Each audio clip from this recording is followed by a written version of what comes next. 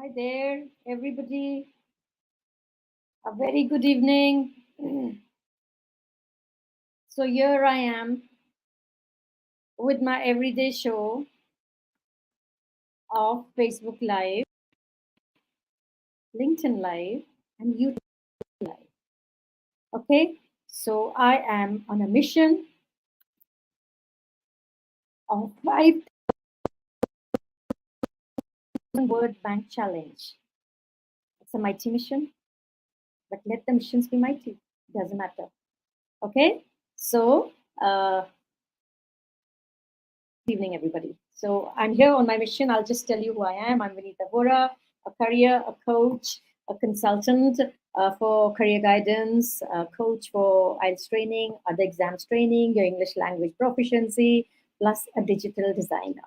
Okay, I'm at the new second innings of my life and all out there on a mission to help children or people, working professionals, non-working professionals, anyone out there who is dreaming to work, study, or migrate abroad. Yes, it's great to dream and then work for those dreams. You can easily work for your dreams and make them happen and have those dreams, achieve those dreams, right?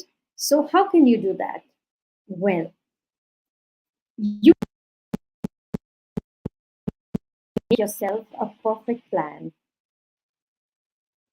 You can make a perfect plan with a goal, with your focus on that. When we make our goals, when we set our goals, they are for a short period of time. Your vision gives you the long term setting, the long term goals, right? So when you talk of, okay, you have a dream to work, study, go abroad, this is going to be very soon in your life if you are at the undergraduation level, graduation level, wherever you are, and you have decided to go out. Maybe you're working, maybe you're non working. You have your heart set, a dream to go out and work, maybe of a foreign land or foreign soil. You have to get out, make a plan, okay, and then devote yourself consistently to it, honestly to it, sincerely to it. It's so easy. Number one, you don't have clarity. So if you have clarity, you know your goals, then come on, get down, make a beautiful plan, step by step. Each matters. Give yourself a time frame. And once you have the time frame set, then start with a gusto. Okay. So if you have any of these three dreams, okay, either work, study, or migrate abroad, then you will need to qualify for English proficiency. And how can you do that? You must appear in one of the many exams that are available out there. Now, it could be TOEFL, IELTS, Pearson, Duolingo, or you're going the GRE way or the GMAT way, or even if you want to appear SAT exam, which is valid in India also now. Yes, all the many universities, the liberal arts colleges that are newfangled on Indian soil now, with state of the art facilities for education, they accept your SAT scores. Many other institutes do now. They accept your SAT scores because basically you have to test your English proficiency. So now, if you're aiming at any of these exams, you need a solid vocabulary. Vocabulary is a very important part of English language learning. Okay, so now English language, it's a global language today. It's a working language today. It's an interacting language today. And if you learn a language, it makes you go deeper, broader, stronger, gives you a vast vision. Yes. So when you want to learn a new language, a language is always taught.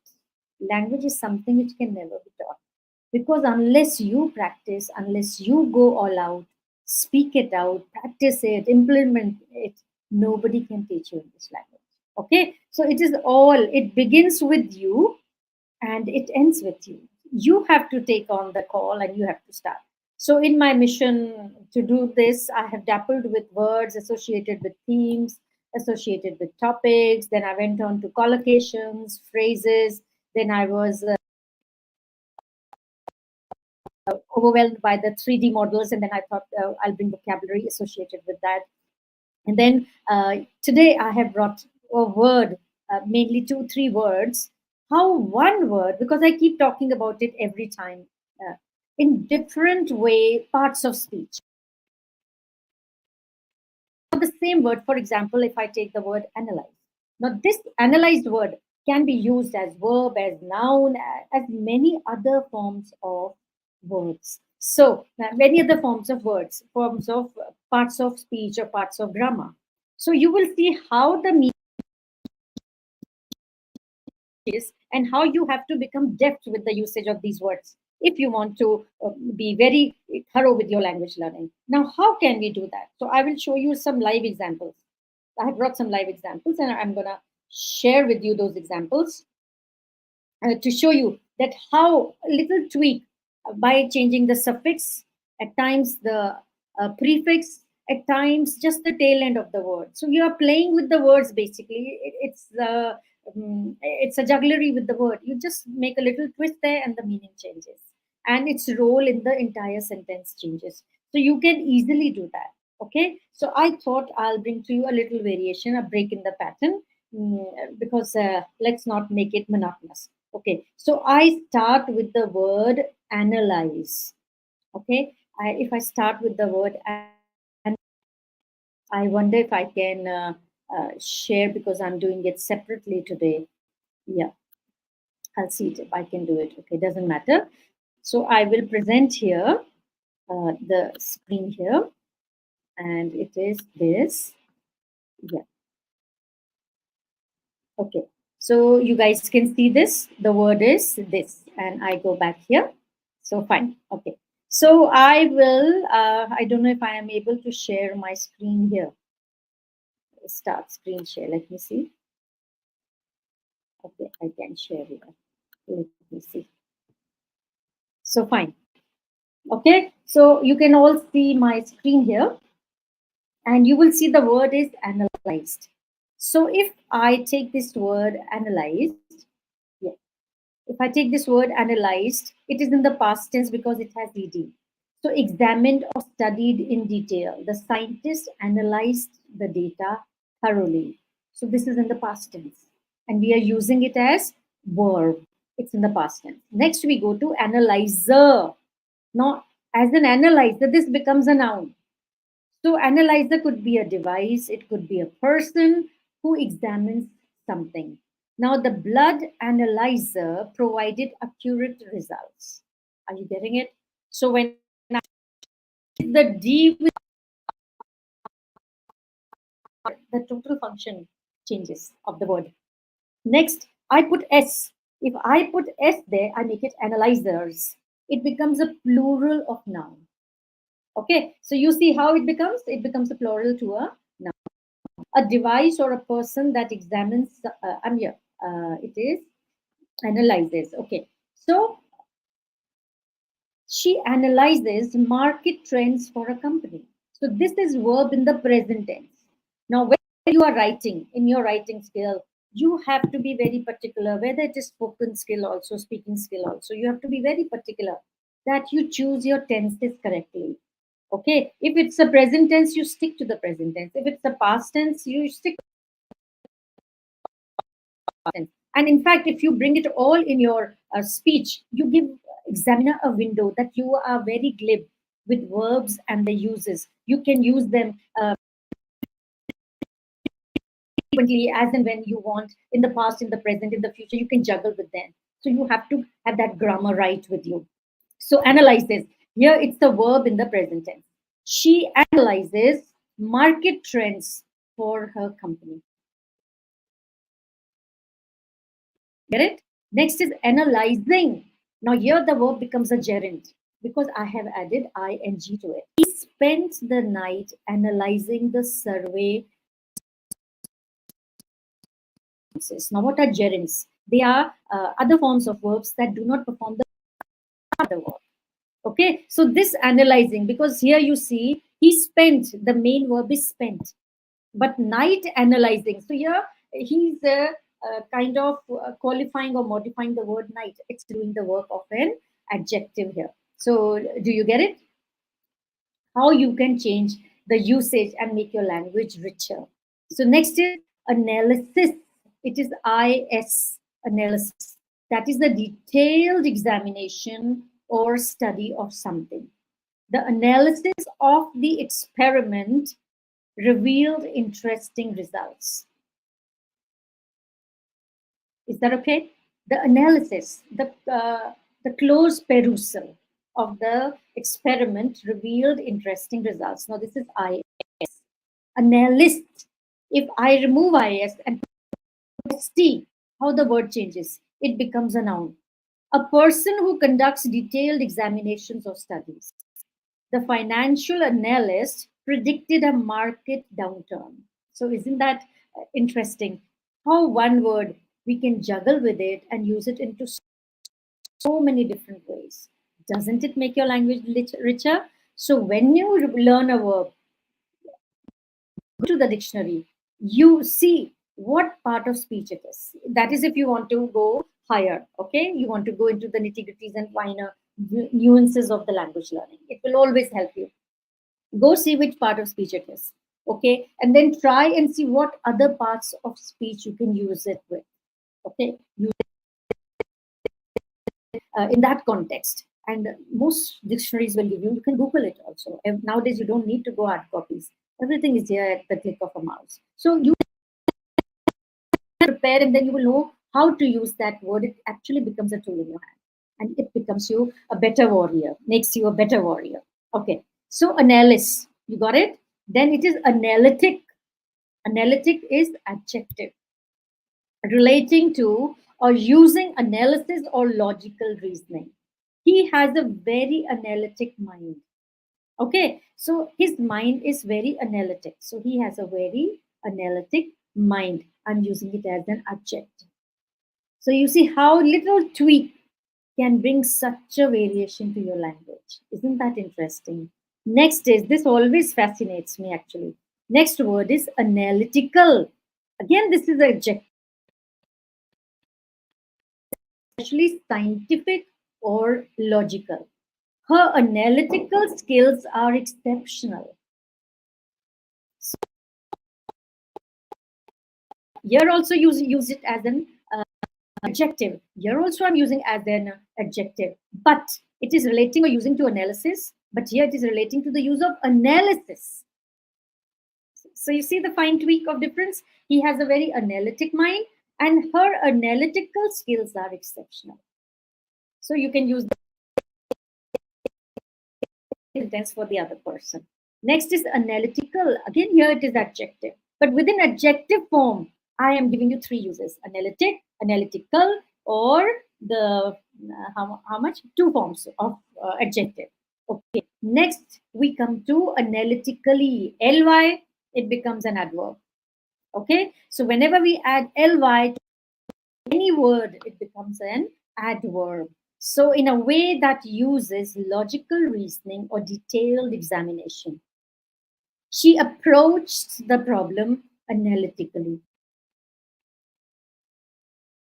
Okay, she addressed the problem analytically, like she went deep down into the perusal of it, into the close study of it. You kind of dissect it, you break down something when you are analyzing, you go deeper into it. Okay, so analytically.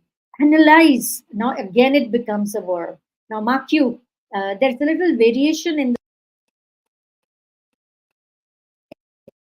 Z or Z, and if it is the British spelling, you put the S.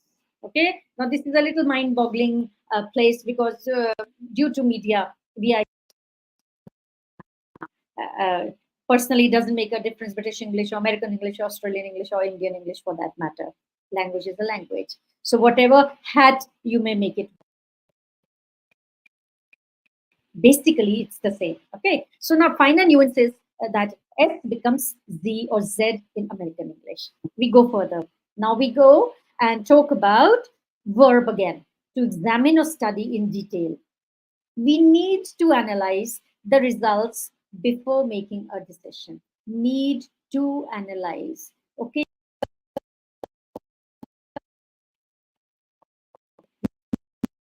Need to analyze the results. Actually, the verb is need here. It is being used as an infinitive verb.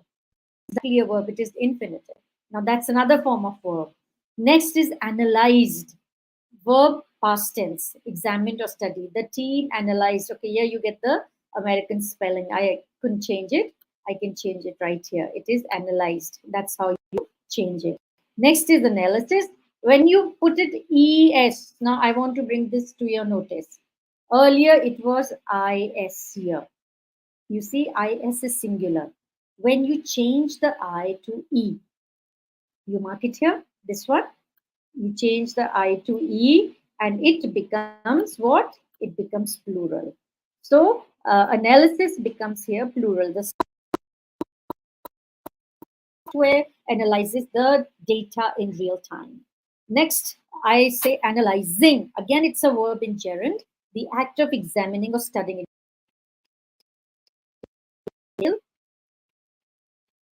Now, I told you earlier, gerunds are the verbs that are performing the work of some other part of speech, but not the verb. Okay, so here it is analyzing the report will take some time. It's qualifying the entire sentence here. Okay, so it is doing the work of a gerund. You get it right? Next word I take. Let me see. Okay, I'll take one more word, and this word is approachable or approach. And we will see how, with frequency or how with variety, we can change this word and play with it. So approach can be made approachable. Here, approachable is adjective. Friendly and easy to talk to. The new manager is very approachable. Okay, so we are defining the quality of the manager. Here, approachable is adjective. Approach, simple verb in the past tense. Came near or nearer to something in distance or time. He approached the podium with confidence. You get it? So here I've made it a verb. Now we make it verb in the present tense. How do we do it? By adding es. Comes near or nearer to something in distance or time. As winter approaches, the days get shorter. You get it right? Next. Approaching. Now this has become gerund. Coming near or nearer to something in distance or time. The approaching storm caused concern among the residents. Unapproachable, it is adjective. Not friendly or easy to talk to, or the professor seemed unapproachable at first, but he was very kind. So you see how we can play with words. In fact, language learning is an adventure. In fact, it is a thrill. I actually enjoy it. Okay. I don't know about you guys. I'm actually enjoying doing this. It's making me revisit so many words which are there in the bank, but yes, we forget to use them, bring them out to the forefront. So these language games or these language revisits actually help us. They take us a long way. So every day, I hope you had your pen and your notebook here and you were there paying attention. If not, you will find this there. You play it, copy down the words in your notebook, and make your own sentences using them. The way I have showed you as the noun, as a verb, in the present tense, in the continuous tense, in the past tense. You're going to play with the words and your usage of the word will become deeper. You will develop a friendship with that word, which I told you earlier. Words, you have to have friendship. You get it right here? Fine. So I come here and, okay, it's fine. It's fine, okay? Yeah. Yes. So you see how we can do this. You get this right? Okay, fine. So I go here also, fine. Okay. So you see, we can play with the words. We can go deeper with the words. We can interpolate them, use them here and there, juggling with the tenses, juggling with the usage of the word in the sentence as a whole. So fine, I end my show today with this. I thought I'll break a pattern and bring some more. So maybe some days I'll continue bringing you words and how you can use them differently in different contexts. So more deep, you will actually develop a friendship. So I keep telling you, you want to learn vocabulary, then become friends with the new words. When you become friends, you meet them often, right? You talk to them often. So that's the purpose. So it is metaphorical. I'm trying to tell you, make friends with these words, new words every day. Minimum 10 are required. Today I brought only two. I didn't want to boggle your mind. Let's go at a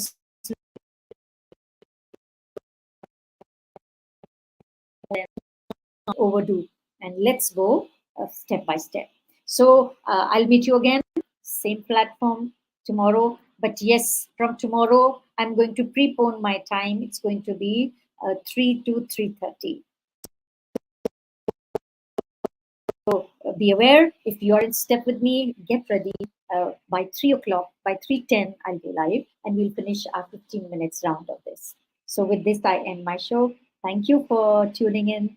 Thank you for joining me, and more power to you, to language learning, to all those language lovers out there. It's fun to learn language. So with this, I end my show. Thank you.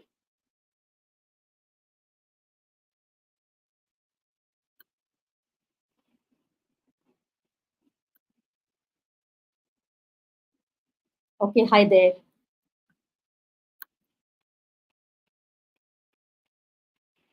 I'll first end the screen.